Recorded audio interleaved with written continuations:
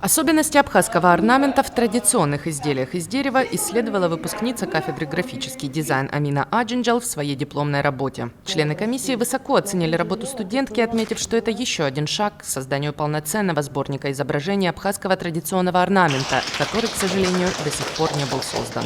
Сбор материала затруднялся за счет того, что у нас, в принципе, из литературы это всего лишь вот две книги, это Аджинджал и Малия. По каким-то фотографиям, которые есть в книге, то есть брались оттуда элементы орнамента. Также музей, Абхазский государственный музей, этнографический музей ПСН.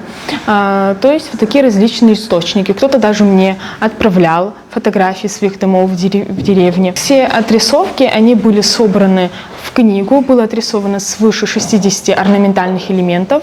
Они были переведены в вектор, который в дальнейшем можно будет использовать в различных вообще направлениях, как в графическом дизайне, также в экспозиции, допустим, в книжной графике и так далее. Молодой режиссер Сандро Аблотия тоже выпускник 4-го курса специальности графический дизайн. В качестве дипломной работы он создал киноплакаты к фильму «Сара», над которым сейчас работает. В рамках этой дипломной работы я сделал 8 киноплакатов.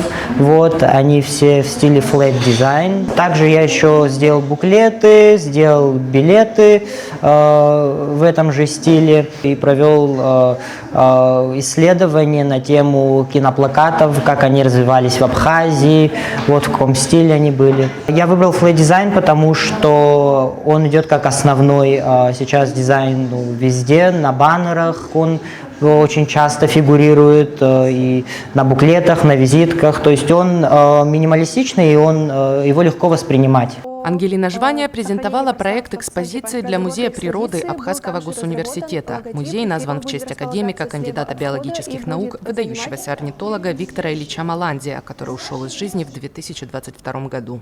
С этим предложением ко мне обратилось само руководство университета с просьбой создать экспозицию для музея. Музей он существует на территории университета на факультете биологии и биомедицины. В нем собраны различные экспонаты, но, к сожалению, он находится в плачевном состоянии, и на данный момент отсутствуют условия для должной демонстрации и для хранения экспонатов. Я определила задачи проекта и составила проект экспозиции, которая будет разделена на 10 блоков, и каждый из которых будет демонстрировать определенную группу экспонатов.